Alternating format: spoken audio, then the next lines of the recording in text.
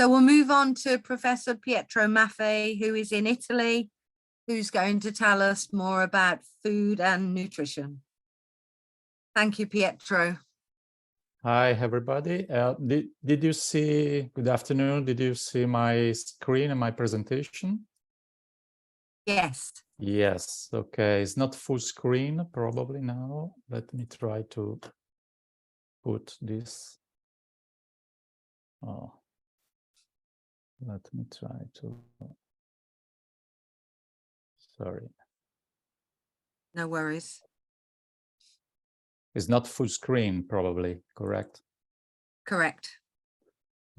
Let me. Readable. We can read it. Yeah, let me try to find the full screen. Sorry. I can't move. Oh, yes. Where is it? Oh, yes. Now it's okay? Yes. Yeah, fabulous. Okay, thank you. Sorry for the time. So good afternoon, everybody. Thank you for inviting me today, and thank you, Bernd, for the presentation. I was emotionally, I had been touched emotionally. So thank you for your presentation. So now let's go to the Mediterranean diet. I'm sorry for those of you who already heard this presentation. You requested me to present again today, and we try to say something new in comparison with the previous one. So, what's about Mediterranean diet? You know that this is the Mediterranean Sea, and everything started in South Naples many years ago now, when a doctor, you see here Ansel Keys, and this doctor went to, it was an American soldier, and he landed in Salerno during the World War II. And that times he made some observations about people living in that area, and he observed that Italian population, but not only Italian population, but also people from Greece and for the Mediterranean areas lack of cardiovascular disorders. So he at that time he realized that probably there was a link between the food, the quality of food, and cardiovascular disorders. So after these observations, researchers and professionals set up observational studies, and the very famous studies is the 7-country study, which proved that there was a link between cardiovascular disease and different type of fat. At that time, they proved that cholesterol, lifestyle, and food, especially the food of countries like Italy and Greece, were helpful for the cardiovascular system. So, what does which kind of food, which kind of diet was helpful for people? You see, this is a very famous representation of the food pyramid, and you see that at the base of the pyramid are represented the food that should be eaten at least 5 portions a day. So, and you see that this is especially a diet rich in fruits and vegetables. And the opposite, you see that in the upper part of the pyramid, you see food that should be eaten occasionally. Once a week, you see red meat or ice creams, or some foods are very helpful. And so can you? Sorry, something. Okay, can you hear me? Yes. Okay. So the other side, what about drinks? Drinks was mostly about water and half glass of wine. for meal. So essentially, Mediterranean diet is a diet that at that time was a diet rich in fruits, vegetables, pasta, bread, grains, and potatoes. There was a prevalence of fresh food, seasonal, local food. The olive oil was the main source of fat of that diet. There was a daily consumption of yogurt or cheese, but very limited amounts. Several times a week was suggested to eat fish, white meat, and eggs. Only a few times a week were allowed food rich in sweets, rich sugar, or saturated fat. And another suggestion was a very limited consumption of red meat, only a few times a month. You can see here that at that time was allowed the olive oil, which should be considered the main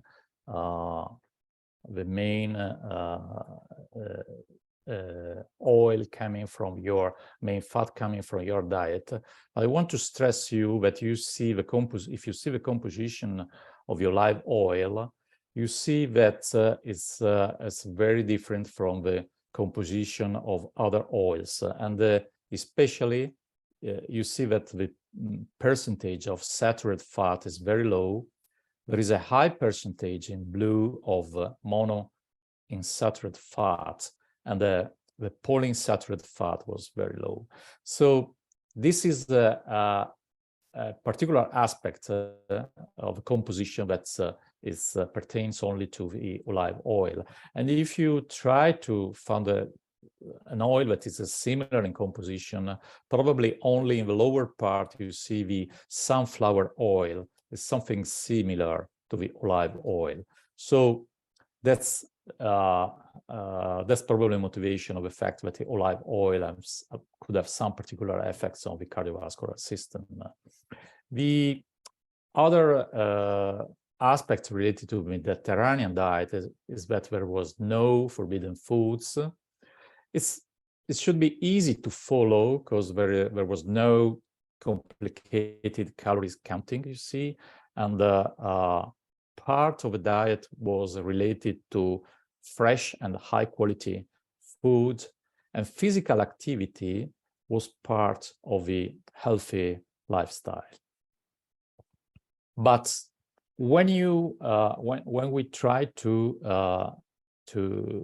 work on Mediterranean diet and try to really look at the possibility that other countries, I mean the Western society, might comply with the Mediterranean diet, it's not easy. It's not an easy transferability of this diet to other countries, but we could try to do that in different ways. So this is an example, as I said. So you know that Western diet is rich of solid fats, butter, margarine, cream cheese, and so on. So first suggestion is to incorporate in your diet the use of olive oil, virgin oil, or extra virgin oil. So try to convert this type of fat into this olive oil. Another point are vegetables. We should increase the servings of vegetables in our diet, and at least two or more servings each day with vegetables. And the dressing of vegetables should be done with olive oil or vinegar. And about fruits, fruits is a very important part of a diet, and the suggestion is to follow at least 3 or more servings every day with fresh fruits. I mentioned the pasta, bread, and rice, but my suggestion is to switch to the whole grain bread, whole grain pasta, whole grain rice. Especially for people with diabetes, flour, I suggest to switch from white flour to the whole grain flours, because the glycemic index of the whole grain is very different from the white flour. So the capability to increase glycemia is totally different. So be careful about this point. Also, when you eat pizza. So another suggestion is to switch to legumes. So try to consume at least 3 or more servings each week with a variety of legumes that include beans, lentils, chickpeas, peas. So whichever you want, but try to increase this part of your diet. Another aspect of a Mediterranean diet is to switch to seafood, fish, with once again try to increase the servings over weeks, at least 2 or more servings each week with fish. Be careful in cooking the fish, because in the diet should be avoided the fried fish with oiled fish and so on. So about meat is included in the diet, but remember that the suggestion for an healthy diet is to prefer chicken and turkey, and try to avoid the red meat when possible. Yogurt and cheese, be careful about the quantity of fat that could be present in this food. So try to prefer, if you eat yogurt, obviously should be a yogurt without sugar, or a fat-free natural yogurt. Many people, at least in Italy, ask me about the Greek yogurt, but be careful about the fat quantity of the yogurt. Could be very high. Another suggestion is to have a primary source of fat from, as I said, from extra virgin olive oil and olives. So you could eat directly. Also, you can consume the olives, and the fats that come from walnuts, almonds, pistachios might be a good source of fats, but be careful about the calories of this food. Another suggestion is try to, rather than buying baked goods, try to bake that at home.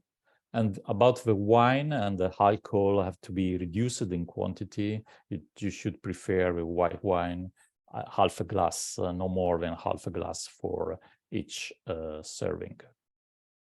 I'm sorry, this is okay. I cut some part of my presentation, but when you look at the countries that have an heavy quantity, that when you represent the epidemiology of of obesity in Europe, you see that the Mediterranean countries, you see here Italy, Greece, Spain, Cyprus Island, and Malta Island. You see that these countries that are in the Mediterranean seas seem to have the much more prevalence of obesity in young people, and this happened the same in Italy. You see that southern Italy seem to have much more obesity than the North Italy.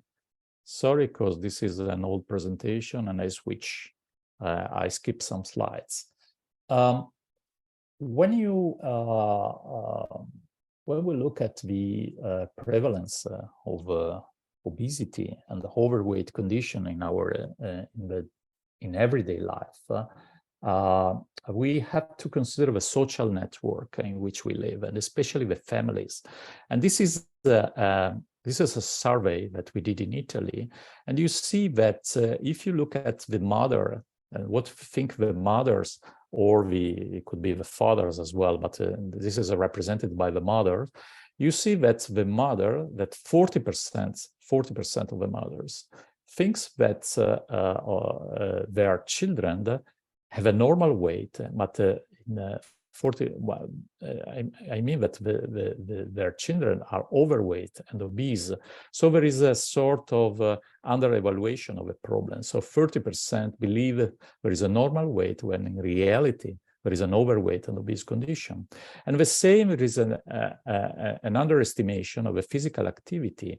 So mothers of children that doesn't have an adequate physical activity, 60% thinks the opposite. At the same, almost 70% of the mothers thinks that the consumption of food is not excessive, when in reality, their children are obese. So there is an underestimation by parents. And you see that overweight and obese children, the prevalence of overweight and obesity is much higher when you have just one of a parent that is obese or is overweight in comparison with normal weight conditions. So this means that the families play an important part in the diet of people. And so children have to be considered in the context of their family. So we need to educate the family. This is very important. You don't have to educate only the patient, but also the family, the parents. So at least in Italy, we know that 35% of children have an inadequate breakfast. 55% have an excessive mid-morning snack, so it's too much. 25% doesn't eat vegetables every day, and 25% consume an excessive quantity of sweetened drinks. So that's too much. Almost 40% of people doesn't eat legumes once a week. Almost 50% of children consume sweet snacks more than 3 days a week. That's too much. And almost 10% of children consume salty snacks more than 3 days a week. So this happened in Italy, in the Mediterranean Sea. So these are very simple suggestions for children and very easy to follow for the families. So the good diet starts from breakfast. So start your breakfast and include, if possible, in your breakfast, one fruit. So 1 cup of meal with biscuit and cereals. And please start thinking about physical activity when you go to school, so possible on foot or by bicycle. And once again, another part is the mid-morning snack. So consider also a snack just of fruit that could be enough for you. So small quantity of bread or a fat-free yogurt or sugar-free, one of that. We should increase the consume of fruits and vegetables. So please try to include fruits, at least one fruit at breakfast, one fruit mid-morning, at lunch, in mid-afternoon, and also at dinner. Okay, so try to include fruit and vegetables as much as possible. Exercise. There will be a presentation about that by Richard Paisley later, but play as much as possible, at least 1 hour every day. So try to keep you healthy by these activities. And another things for children that have to be considered is the time that your boys, your girl, your children are pass your time seated with computers. And this is an example that is you could apply it with people with Aston syndrome.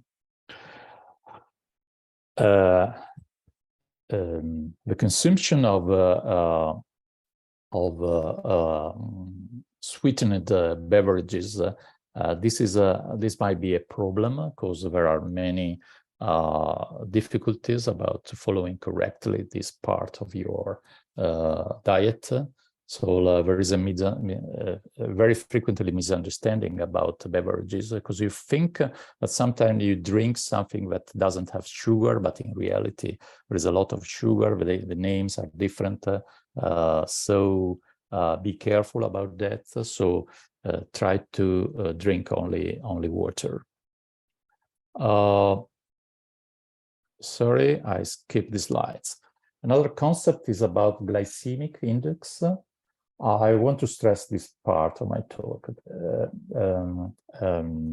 The point is that carbohydrate, when you eat carbohydrate, there is a different capability by food to increase your glycemia, because this is related by food composition, by the quantity of fibers in the food, by physical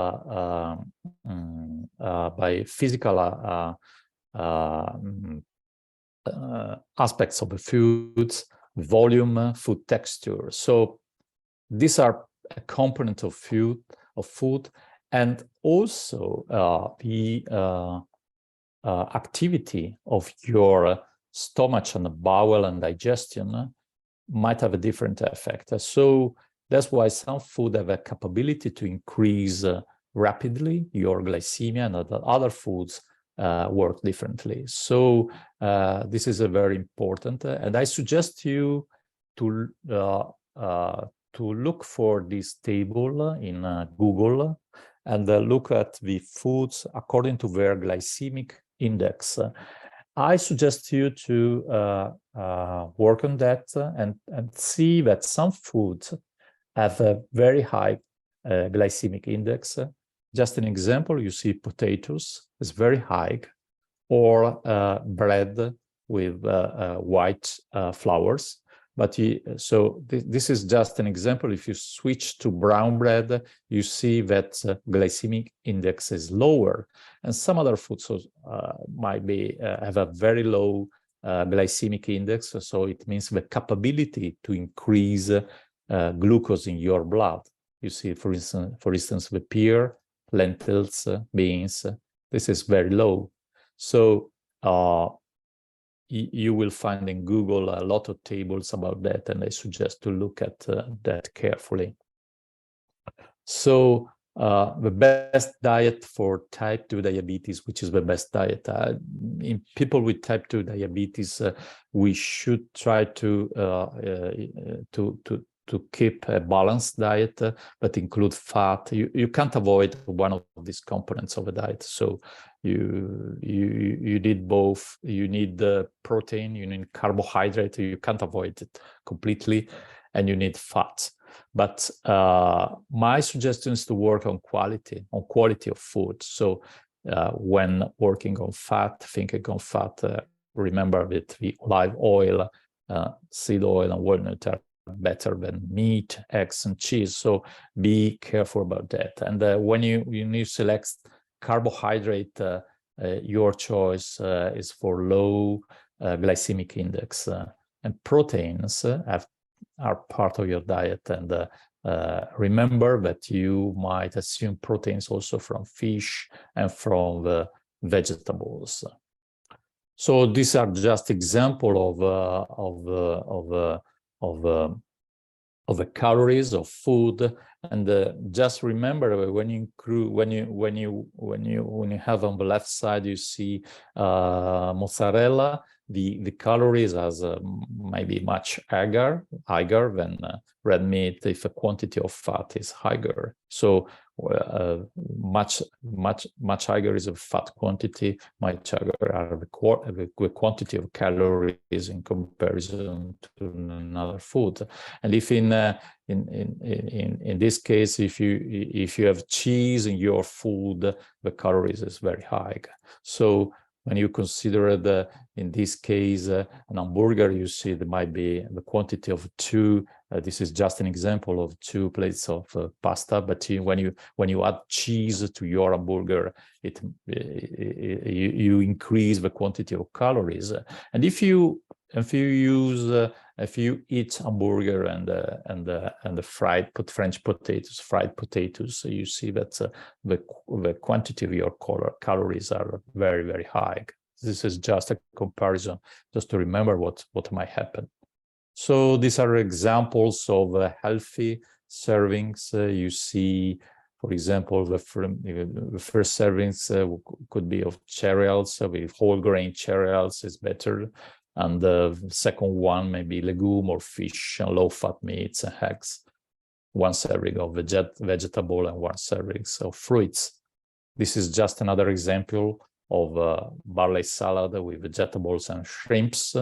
The second plate with caprese salad and with olives, and fruits with melon with dried and with Parma cured ham. So this is just an example of what you could of servings. This is another one with pasta and beans, followed by green vegetables and serving of walnut almonds. But remember the quantity, be careful about that, and fruit salad. Or 1 pizza is enough. And remember that if you eat pizza, be careful about the flour, because if you eat pizza with white flour, your sugar could be might be very high. So prefer with whole grain pizza. So at the end, our treatment goals with food is to improve and to prevent the comorbidities. Remember the team approach, so we don't have to approach only with a single patient, but with the families and with a social network.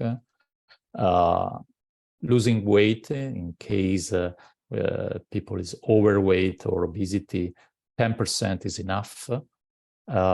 Maintain weight is also might be a target, so do not increase your weight. So be realistic with the targets, and remember always to look at the comorbidity. So that's the end of my presentation because it's too long. So thank you, everybody.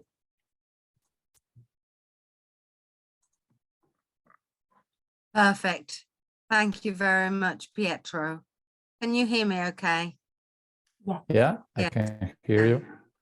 So we're just going to open it up to the floor to questions. And I can see in the question box, we've already got 1 question come in. So if anybody's got any questions for Pietro or for Bernd, Catherine, can you read out the questions, please, and say who they're for? Thank you. Of course. So the first one is across to you, Pietro. So we've got a question from Melina. She says, "Dear Pietro, can you please compare for us the situation of someone who eats healthier, so eating olive oil, fruits, grains, etc., but is overweight because of less activity or bigger quantity of food intake, to someone who has bad food habits, so thinking around alcohol, meat, butter, etc., but has normal weight? Thank you." So the question is about people with normal weight, I understand, and with an unhealthy diet, is correct? Sorry. Yes, so comparing sort of a situation for someone who eats healthier but is overweight because of less activity compared to someone who just has bad food habits and has a normal weight. Okay. We don't have studies on that in Alström syndrome.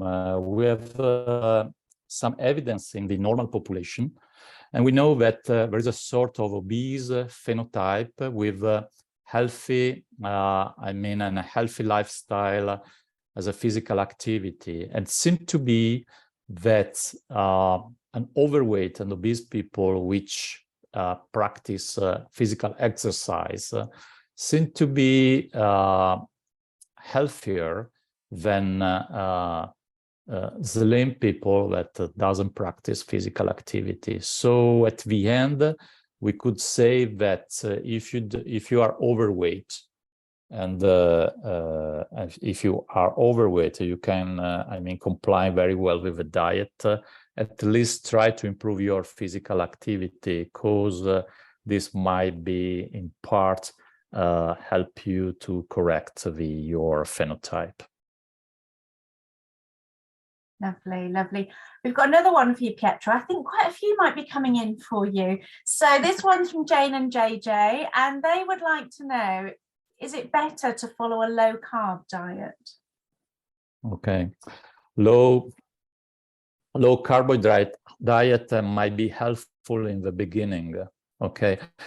It might be helpful if you want to see rapidly losing weight. It might be helpful for 1 month, 2 months, 3 months, but don't suggest to keep it longer, especially because you might induce a metabolic problem with too low carbohydrate. So my suggestion is to select the carbohydrate. Don't be worried about eating carbohydrate. You have just to avoid completely the sweet food, okay, cookies and so on, and sweetie drinks, and keep going eating maybe pasta, whatever you want, but be careful that to avoid the white flour, okay. So, okay, just at the beginning, it might be helpful, but not in the long term. Okay, great, thank you. Christopher has another question for you, Pietro. Is there a good book that you'd recommend for the diet? I've seen lots of online sources, but is there anything to read and follow? Yes, there are some recommendations that come from the Food and Drug. This is just an example. Let me, sorry, shall I share my screen? Please, yeah, that would be great. Yeah, because I saw you. Let me, where is my, let me, sorry, because I want to answer to your question. That's why, sorry. It's okay. Do you see this, my presentation? Yes, yeah, yes. Sorry, you. this was my original presentation, because I show you today the wrong presentation. Sorry, but it was actually similar. But I want to show you this. This site. I suggest you to look at this. You see it, U.S. Food and Drug, and this might be helpful for you. You see that this is in this website. There are some advice on how to read the nutrition facts label in food. This is just an example. You see that. We should read very careful this part when you buy food in a supermarket or wherever you want to try to look at the nutritional facts, and especially this point, if you see that there is no sugar or things like that, look at the carbohydrate quantity, okay. And so this is an important part of your work, and there is advice by the U.S. Food and Drug Administration. Okay. Perfect. Thank you. Sorry. Questions, Catherine? Yeah, so there's just a couple more. So we've got Aisha, who's from, she's in India, and she'd like to know more about the diet for thyroid. Yes, about thyroid, there is no special diet. The only point about thyroid is there are some countries, like in Italy, but the quantity of iodine in the grounds is low. So we add iodine to some foods, maybe potatoes, maybe flowers, and so on. And iodine quantity, yes, there is advice in pregnancy, of course, and people who are who suffer from hypothyroidism. So, for instance, Italy is a country with a low quantity of iodine in the soil, and we add iodine in food. I'm not aware of a situation in India. You can measure the iodine in urine. That's what we do, and there is any special diet.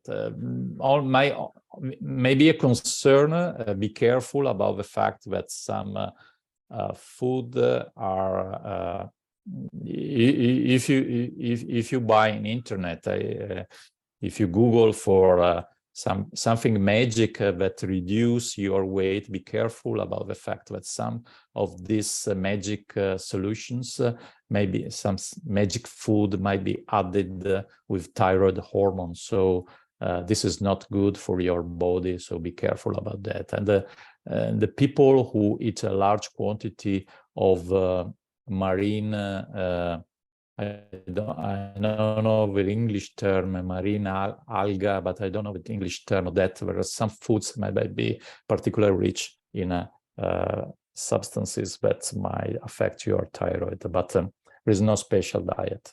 Okay. Thank you. We have another one from Brooklyn who's asking, how would you sort of combine diets? So thinking around how you can put diets together, like for diabetes, kidney, high triglycerides, dairy-free, nut-free, and other things. This is not very easy, and I perfectly understand this point.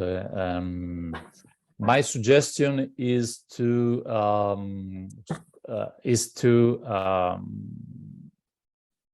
have an advice from a nutritional specialist. Each hospital, each country, in your area, you should find there are some professionals which are specialists in this diet. So of course we will follow. For instance, you know that people with diabetes, just an example, have a low sugar diet and a low protein, just in case of kidney problems. I perfectly understand it's not easy to combine it. Also, if you have, for instance, liver disease that might happen in Alström syndrome as well, you should avoid some foods. For instance, red meat is not good if you have liver failure. But when you combine several problems, it's better to follow the advice of a nutritional specialist. Okay, it happens sometimes when you have to, I give you just another example. When you shift to a liquid diet or not a solid diet for 1 week, 2 weeks, because you might be submitted to surgical procedures. As just an example, in people with Alström syndrome, might be for the varices or the esophageal varices. You have to be careful. You can't eat a solid food. You have to switch to liquids. If you have diabetes, you have to be careful of what you eat. But these are very particular situations, which is better to ask advice to a nutritional specialist. It's not easy to address for me to combine everything. Okay. Okay. Thank you. Just one final question, which is from Michelle in the UK. Has there been any research on gut biome in Alström? What about? Gut biome, it's B-I-O-M-E. Gut biome. I don't know if I'm What is that? that right. Let me. Is in the chat. It's in the Q&A and the chat as Yeah. well, I think. Yeah. Where is about Microbiome gut diversity. is a surgical procedures? No. It's the diversity of microbes in the gut, in the stomach. You mean a balloon? Sorry, I don't understand the question. It's where is Britain? Pietro, may I help you? Yeah, thank you. So this is Chase, everybody. So the question is about like the bacteria that make up the stomach and how. Okay, the bacteria. Okay, yeah. In normal, yes, there are some studies in the general and the wider population. There's no study in Ostrom syndrome. Yes, this is about the the bacteria. We know that the microbiome, this is the terms that we use, is different in people which are overweight and different disorders, including overweight versus slim population. Is there anything related to Ostrom syndrome? And of course, there are some studies about the possibility to work on microbiotes, so the composition of your bacteria in the gut, and try to affect metabolism and your your weight. Yes, this is a work in progress in science. Yes, but there is any advice, I mean, for that work better than what I said about diet and exercise. Yeah. Okay, thank you, Pietro. I think we've one more question, and then if we've any more questions, we'll take note and come back. Thank you. Great, thank you. So last one. I would like to know if you have any study of the possible impact on the intermittent diet with prolonged fasting, but always when there is intake that is following the advice of the Mediterranean diet that you're giving us. I think that prolonged fasting while maintaining hydration, salts, and even amino acids in fasting could help.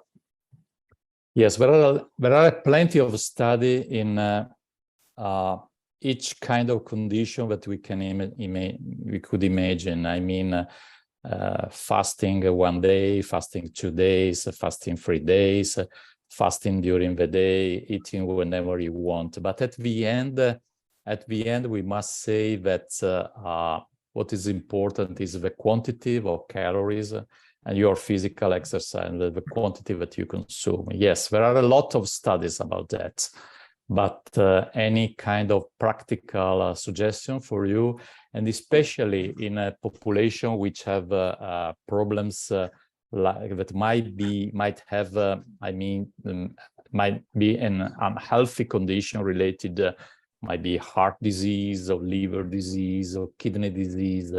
I strongly suggest that to don't follow this kind of diets, okay? Because it could be stressful for your body. So don't do that. I do believe there is a lot of study published in this area, but don't consider as any kind of practical advice for people with Ostrom syndrome. Okay, thank you, Pietro.